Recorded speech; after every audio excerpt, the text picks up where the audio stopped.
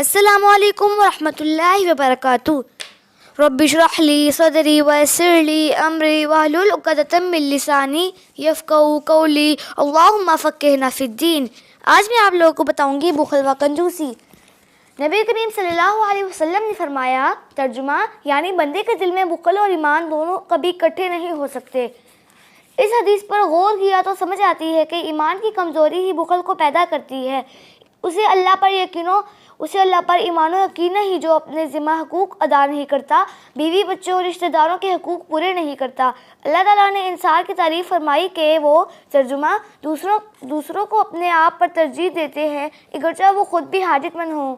اس کے بعد اللہ تعالیٰ نے فرمایا، ترجمہ جو کنجوسی سے محفوظ ہوگا وہی فلاح پائے گا۔ بخل کس طرح ایمان کو دل سے نکالتا ہے، اس کے متعلق بھی رسول اللہ صلی اللہ علیہ وسلم نے فرمایا، ترجمہ کنجوسی سے بچو، تم سے پہلے لوگوں کو کنجوسی نے ہی ہلاکت کے راستے پر ڈالا تھا۔ کنجوسی نے انہیں بخل حق والوں کے حق مارنے کا حکم دیا تو انہوں نے بخل کیا، رشتہ داری کاٹنے کا حکم دیا تو انہوں نے کاٹ دی، صلح رحمی کرنے سے خرچہ کرنا پڑتا ہے اور کنجوسی سے انہیں فسق و فجور کا حکم دیا تو وہ فجور گناہوں میں مبتلا ہو گئے۔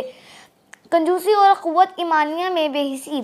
کنجوسی ایمان کو اللہ کے قائم کیے ہوئے رشتے قوت میں بے حس بنا دیتی ہے۔ وہ مسلمانوں کو مصیبتوں پریشانیوں میں پڑا دیکھ کر بھی مال نکالنے پر آمادہ نہیں ہوتا اور اللہ کے حکم پر خرچ نہیں کرتا۔ اللہ تعالیٰ کا فرمان ہے، خرچ نہیں کرتا یعنی نہ صدقہ کرتا ہے نہ زکوٰۃ دیتا ہے۔ اللہ تعالیٰ کا فرمان کس قدر بلیغ اور زبردست ہے، ترجمہ خبردار تم اس طرح کے لوگ ہو کہ تمہیں اللہ کے راستے میں خرچ کرنے کی دعوت دی جاتی ہے تو تم سے کچھ لوگ بخل کرتے ہیں۔ یاد رکھو، جو بخل کرے گا وہ اپنے آپ سے ہی بخل کرے گا، یعنی اس کے اجر و ثواب میں بھی کمی ہوگی۔